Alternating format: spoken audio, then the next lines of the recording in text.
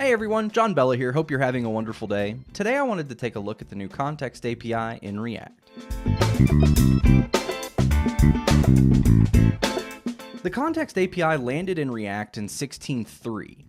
Context is a way of creating a global application state which allows you to avoid having to pass props to different levels of the component tree. If you've been doing React for a while, you're familiar with this pattern of what's known as prop drilling. I think Kent C. Dodds coined that term.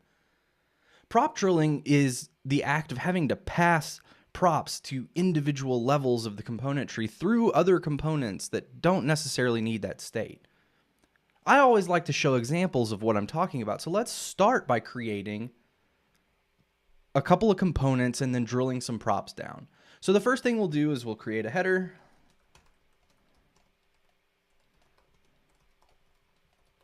a footer,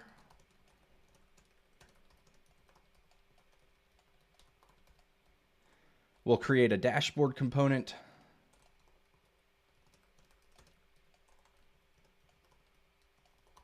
and then inside that we'll render a component called profile.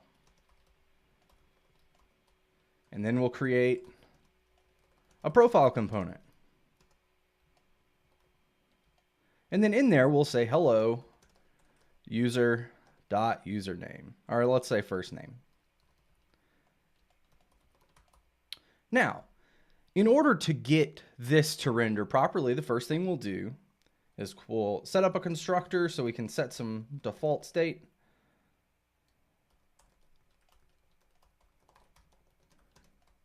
And we'll say user is an empty object. And then component did mount fetch from localhost 3000 user. And I'll show you real quick. I have an Express server set up that is just returning some static JSON. So we'll say then response, parse that JSON, then user this.setState user.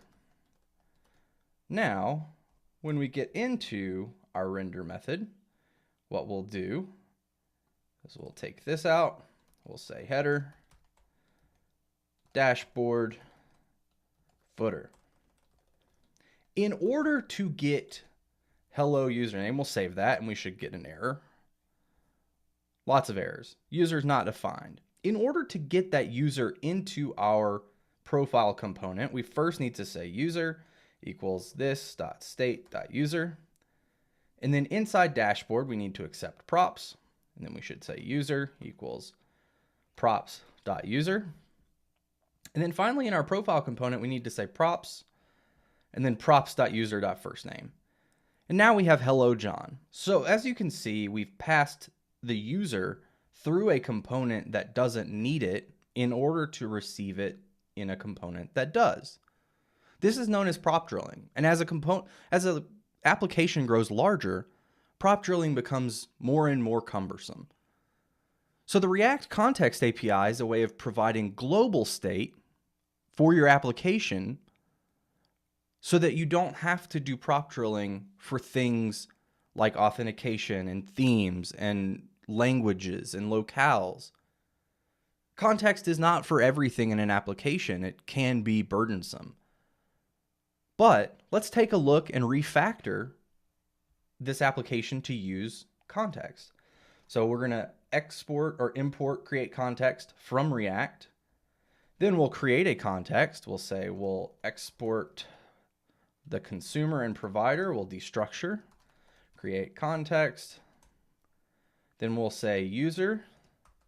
And we'll actually have a logout method because we may want to log out from different components. So now in here, we'll say logout is a function called this.logout. And it doesn't accept any parameters or arguments. So we'll say logout, and then we'll just console log logout called. So we have this dashboard component here, which is taking props from here. So let's actually remove our props.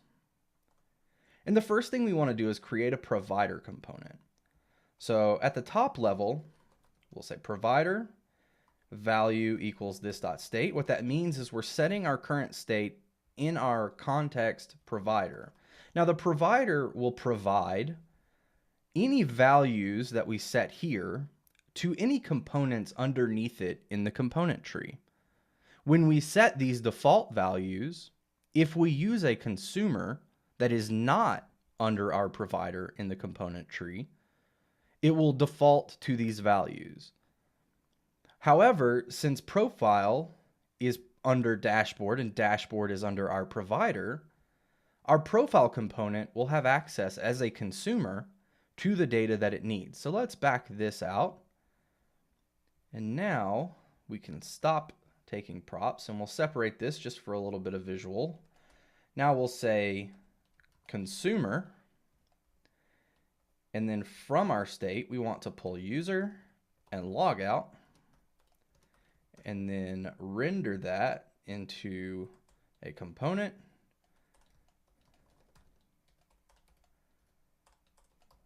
Now, again, you can see that these are totally decoupled from props.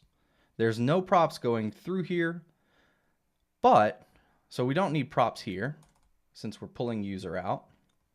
Now, if we save that, we again get hello John. Awesome.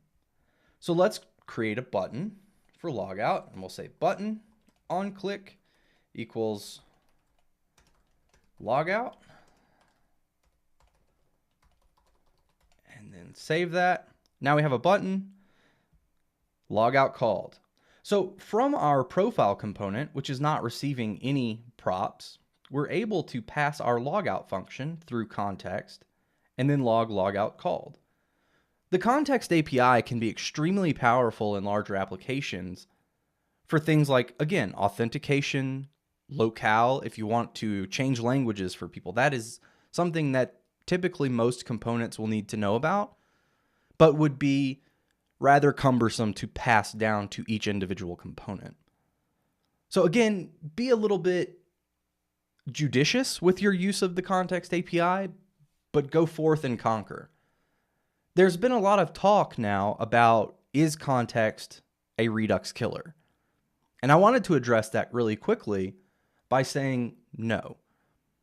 So when is it useful? When is context useful? In smaller applications where Redux may not make a lot of sense, having a small stateful component at the top level of your application, providing some context around users, authentication, etc., can be truly powerful. But there are things that come along with Redux that are very helpful in larger applications, such as the time traveling debugger, such as the dev tools that surround Redux, the community of tools and plugins and things that come along with Redux. So again, it's not a Redux killer, but it can be both used alongside Redux and to augment your applications when Redux doesn't make sense. If you have any questions, please feel free to drop into the comments below. If you enjoyed this video, please hit the subscribe button. Thank you so much and have a great day.